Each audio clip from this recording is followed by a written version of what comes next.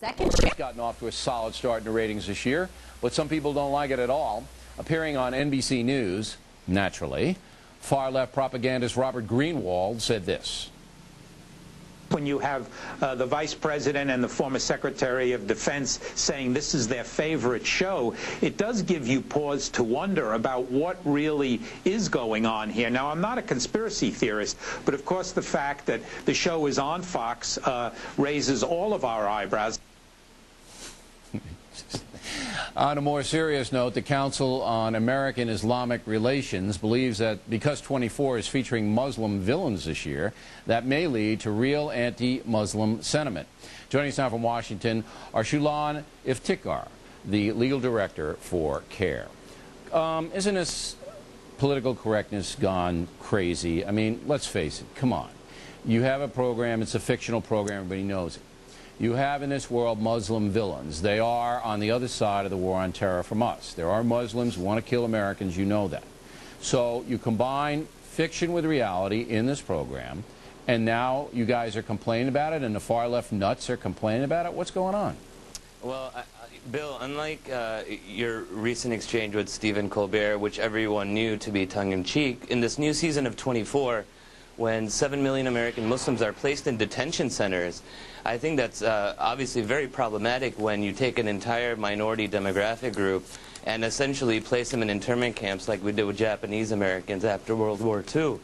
Well, so, wait. You're talking symbolically now. You're metaphorically. You're talking. Nobody's placing them anywhere. Well, no, Bill. You mean in the body of the program? Is that what you're talking about? Yes, absolutely. But it's a program. It's fiction. It's not real. Right. But Bill, you have to understand that millions and millions of Americans watch this show, and when we get desensitized to the point where it's all right for us to place minority groups in detention centers to torture freely, to essentially use the Constitution. But then you're telling me I can't watch The Godfather, I can't watch Westerns, I can't watch anything, because in these fictional displays, they always take the most horrific occurrences, put them on the screen, and that's what drama is all about. Right, but Bill, if we were talking about placing African Americans in detention centers or other minority groups, I don't think that we would be having this discussion. I think the uproar would be quite unanimous from all sides of the aisle. I don't know. I mean, Roots was pretty brutal. There were a lot of things going on there that were horrific. But here's the problem with this. In the real world, there are Muslim villains. They are our enemies, these jihadists now. So you're basically transferring that onto the screen into a compelling drama and a realistic drama, because this guy's supposed to be protecting us from those Muslim villains. So I don't know how you can not do that in this day and age. Well, on one hand, people talk about its realism, and then on the other hand, they use, the fact that it's fiction to defend themselves. Newsweek, has recently called 24 a neocon sex fantasy, essentially where anything and everything that the Bush administration and those who support it want to do in the war on terror essentially is being allowed in 24. And I think that it should give us all pause when it becomes okay to place millions of Muslims in detention centers, or millions of any minorities. I mean, the fact that we've become so desensitized in this post-9/11 world to this, very, very, real phenomenon that we deal with. Yes, there are people, and as American Muslims, we are as committed to the protection of our national security as everyone else.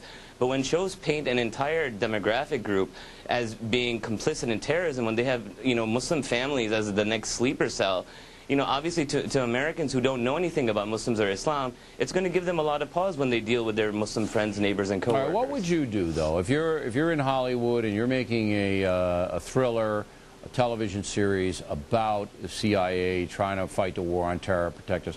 I mean, you have to have that element in there. What are you going to make the Portuguese our enemies? See, well, I understand the sensitivity. No single group wants to be seen as villainous. I don't believe that's going to bleed over into real life. Americans have, if they were going to do anything to Muslims, they would have done it right after 9/11. I think we have a very good relationship, Muslim Americans with other Americans. There's no bias incidents that we know of, and we watch it closely. I don't think Americans hate American Muslims. I don't think they do. Bill, there was a Gallup poll that came out last year that said 44% of Americans do not want to have Muslims as their neighbors. There is great and growing Islamophobia in this country. That is something that, you know, the 7 million American Muslims but it hasn't played out in anything. We've had over 2,000 hate crimes since 9/11 against American Muslims, and those perceived to be American Muslims. I mean, people who are, like you said, Portuguese, people who have olive skin. You know, it's painting terrorism as a monolith, that it's only brown people that can do bad things, and when certain people do things, then you should associate all of those people with one act. If you watch 24, I mean, they've had other villains of all kinds of, and they sent us a list. They've had white villains and Baltic Europeans and Russians and, you know, on and on and on. Well, and Bill, two years ago we actually worked with Fox, and it resulted in a public service announcement made by Kiefer Sutherland. So, you know, Fox is taking it seriously, and we want to continue the discussion as well.